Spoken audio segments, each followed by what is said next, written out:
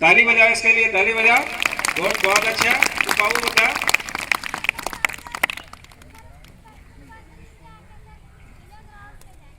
कैसे जाएगा?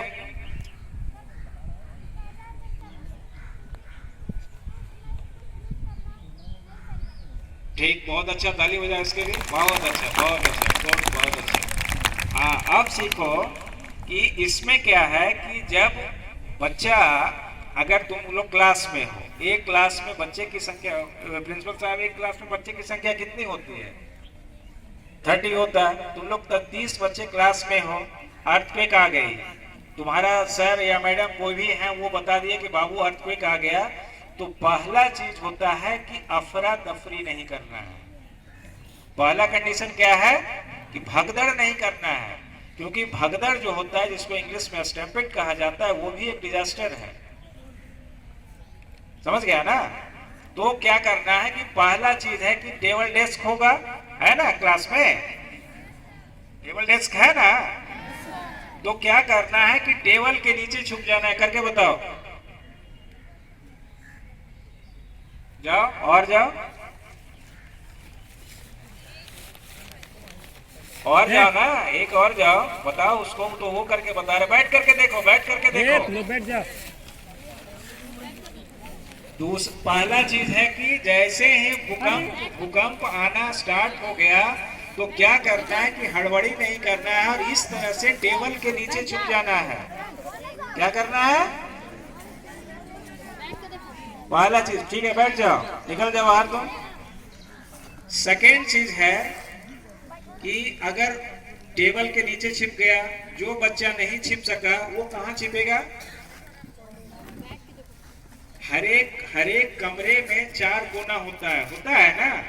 तो तुम लोग जो है, कुछ बच्चा जो है कोने में चला जाएगा, चारों कोने में चला जाएगा। क्लियर है? जब कोने में जाएगा, अब क्वेश्चन पूछो कि सर कोने में जाने से क्या होगा? तो बिल्डिंग जब कभी कोलैप्स करती है, तो बिल्डिंग का सबसे मेन जो सेंटर पॉइंट होता है, वो पहले उसकी छत गिरती है। इसलिए बीच में कभी नहीं रहना है। समझ में आई बात? तो कोने में जाओगे तो जैसे बिल्डिंग कोलैप्स करेगी, तो बिल्डिंग वहां पे वर्टिकल क्रॉस करती है, तो क्रॉस माने गिरती है, कोलैप्स करती है। तो कोना के अंदर जो बच्चा जमा रहेगा, जैसे ये कोना अगर यहाँ रहेगा तो वो बच्चा सुरक्षित रह जाएगा। तो कोने में चले जाना है। और इन केस अगर किसी के, तुम ऐसा क्लास में हो जैसे उसमें इस तरह का फर्श लगा हुआ है, टेबल डेस्क कुछ नहीं है, और तुम लोग हाथ बताओ, एक्सप्लेन करके बताओ।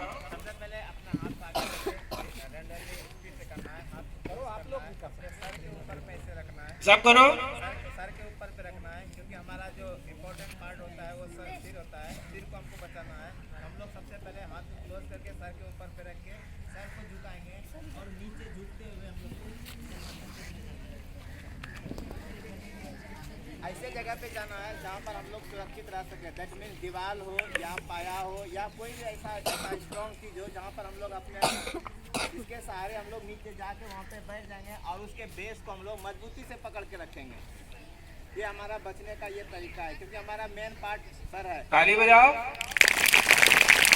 एक चीज सीखा, अब आएगी तो यहाँ मोर कोलैप्स, बिल्डिंग कोलैप्स हो सकती है, और बहुत आदमियों की जान जा सकती है। ये बहुत सेंसिटिव डिस्ट्रिक्ट है बिहार में।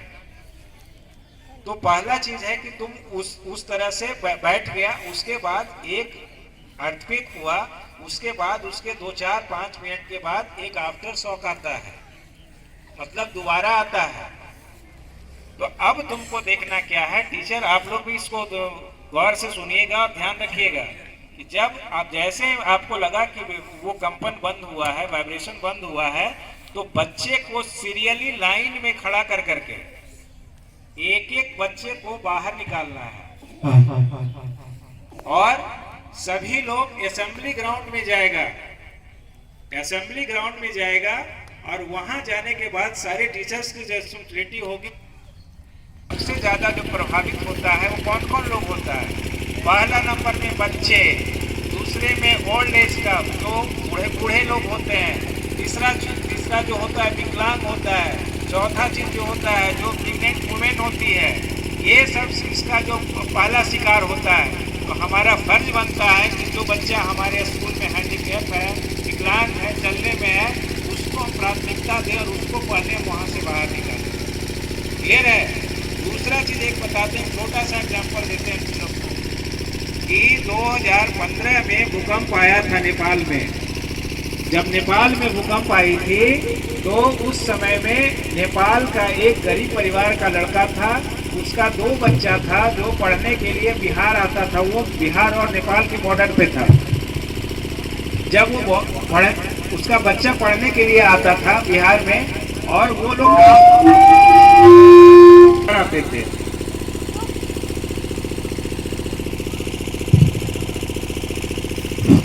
तो जब बिहार आया तो जब अर्थक्वेक वही 4:30 बजे शाम के करीब आई थी, तो उसकी घर की जो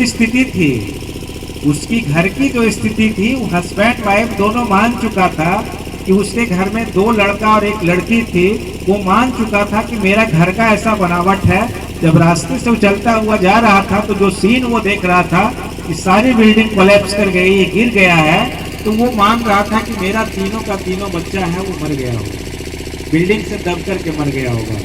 लेकिन देखो, तुम्हारे जैसे आज जो सिखाने के लिए यहाँ पे आया है, इसी तरह से उसके बच्ची, उसकी बड़ी बेटी थी, उसके स्कूल में इसी तरह का ड्रिल किया गया था, जिसमें उसको ये सारी चीजें बताई गई थी कि भूकंप आ जाए तो टेबल के नीचे छिप जाना चाहिए।